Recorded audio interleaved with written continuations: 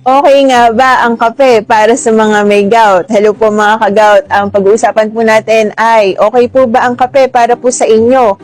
Magandang buhay, ako po si Ate Nix na handang maghatid ng impormasyon para po sa inyong lahat. Alam niyo po ba na ang kape ay napakaganda po sa gout? Okay po ba ang kape para sa mga may gout?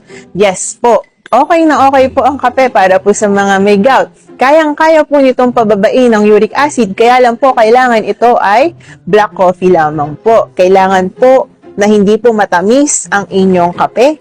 Huwag po kayong gagamit ng mga 3-in-1 coffee dahil ito po ay napakataas sa sugar. Palagi nyo pong tatandaan na ang gout po, nakaka-trigger po dyan ay ang matatamis. Hindi lang po yung mga matataas sa purines. Yung mga purines po na binabanggit po natin, meron po tayong video about dyan. Ito po yung mga isda, sa mga salmon, sa mga tuna. Yan. Kaya lang po, pagdating po sa kape, kailangan po, wag po kayong iinom ng matatamis. Lalo na yung mga may high fructose po na sugar o yung mga peking sugar. Wag po kayong iinom yan dahil nakaka-trigger po yan ng gout.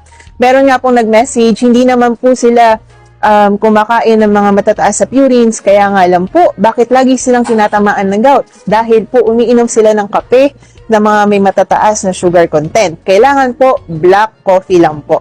Sa milk naman po, pwede naman pong maglagay ng konting creamer, konting-konti lang. Kung po pwede po yung low-fat milk, meron naman po niyan, pwede po kayong mag-request kapag iinom kayo ng kape sa labas. O kapag naman po sa bahay, bumili lang po kayo ng kape, instant coffee, o kaya naman kung meron kayong binubrewed na coffee.